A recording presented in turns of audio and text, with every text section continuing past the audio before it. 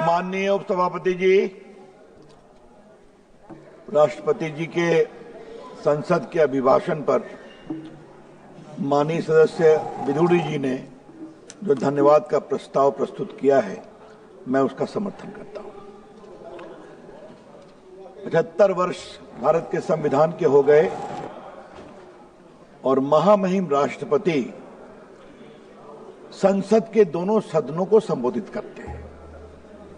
Budget सत्र है, बाकी है, नया सत्र है, तो बहुत ही स्थापित परंपरा है। उपसभापति जी, सदन को यह बताना जरूरी है कि राष्ट्रपति भारत के सर्वोच्च संवैधानिक पद पर बैठते हैं या बैठती हैं। वो सेना के कमांडर इन चीफ भी होते हैं और भारत के संविधान के आर्टिकल 79 के मुताबिक वो संसद के पार्ट भी होते हैं। ये मुझे बताना बहुत जरूरी है। इस सदन में there shall be a parliament for the union of which shall consist of the president and 2 houses to be known respectively as council of states and house of the people, Lok Sabha और राज्यसभा। तो महामहिम राष्ट्रपति संसद के पार्ट है और हम सभी का नैतिक दायित्व है, संवैधानिक दायित्व है कि हम उनका सम्मान करें। महामहिम राष्ट्रपति जी द्रौपदी मुर्मू जी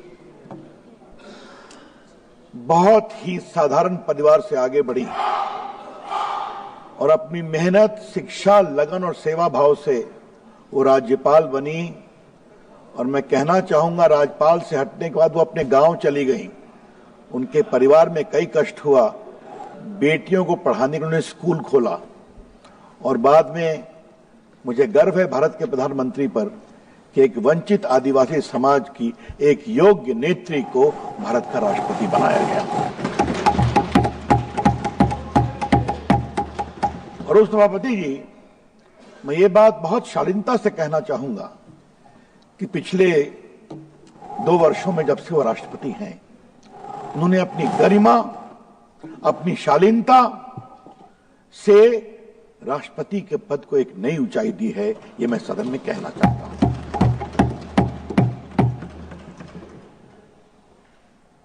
राजनीति में उस सभापति जी विरोध होता है, हम अपनी बात कहेंगे, वो अपनी बात कहेंगे, लेकिन विरोध का कोई अस्तर होगा कि नहीं होगा, विरोध की कोई गरिमा होगी या नहीं होगी। और ये सवाल मैं बड़ी जिम्मेदारी से इस सदन में आज रखना चाहता हूं। महामहिम राष्ट्रपति के उस दिन के उद्बोधन के बाद एक विपक्ष की बड़ी पार्टी की बड़ी नेत्री ने क्या कहा उनके बारे में? पुअर लेडी, ये शब्द है क्या? क्या मतलब है इसका? आज मैं बहुत गंभीरता से ये विषय उठाना चाहता हूं।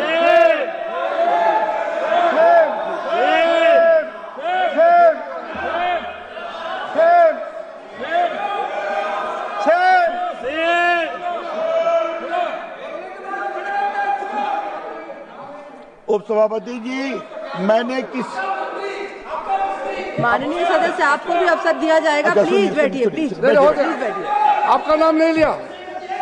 हमने किसी का I am not yielding, kindly sit down, I am not yielding. उपसभापति जी, हमने किसी का नाम नहीं लिया, हमने किसी का नाम नहीं लिया। आप बैठिए प्लीज। माननीय सदस्य, आपको अवसर दिया जाएगा, आप अपनी बात रखिएगा। ये बात इसलिए मैं कहना चाहूंगा कि शायद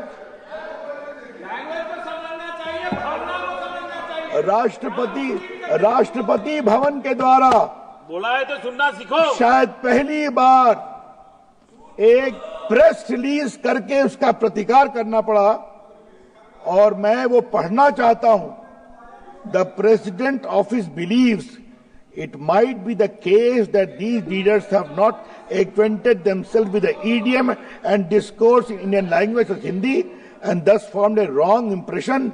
In any case, such comments are in poor taste, unfortunate and entirely avoidable. मैंने राष्ट्रपति जी के द्वारा जो टिप्पणी की गई है वो मेरे पास है और मैं आज इस सदन के ऊपर अपने भाषण में महामहिम राष्ट्रपति जी के द्वारा जिम्मेवार लोगों के द्वारा जो टिप्पणी की गई है उसकी बहुत भर्त्सना करना चाहता हूं। ये गलत है, ये नहीं होना चाहिए था और हम सबों को बहुत गर्व है महामहिम द्रौपदी मुर्मू जी पर जिस तरह से उन्होंने आचरण किया, उन्होंने भाषण दिया।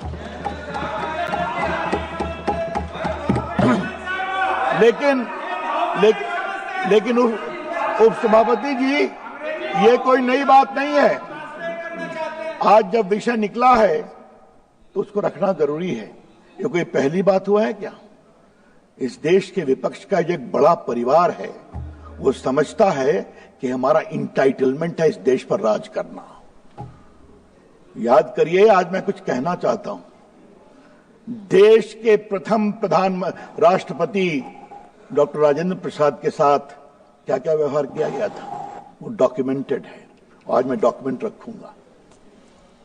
महान नेता थे वो देश के, मेरे अपने प्रांत बिहार से आते थे और आज मैं सदन को बताना चाहता हूं, राजेंद्र प्रसाद साधारण परिवार से, छपरा के स्कूल से वो कलकत्ता बोर्ड में मैट्रिक में टॉप किए।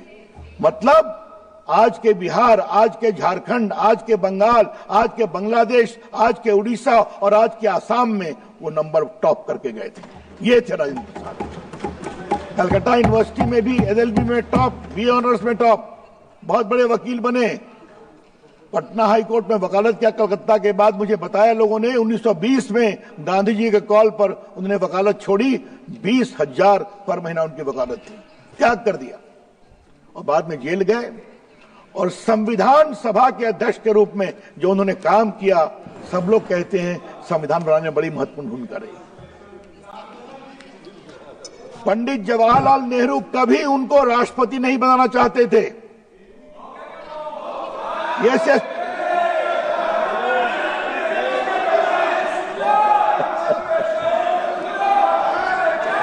उपसभापति जी, दुर्गादास देश के एक बहुत बड़े पत्रकार थे। उन्होंने 1959 में एक किताब लिखी, India from Curzon to Nehru and after. मैं इसके पेज चैप्टर 13 में इसका विस्तार से जिक्र है कि नेहरू जी 52 में उनको राष्ट्रपति नहीं बनाना चाहते थे, 57 में भी राष्ट्रपति नहीं बनाना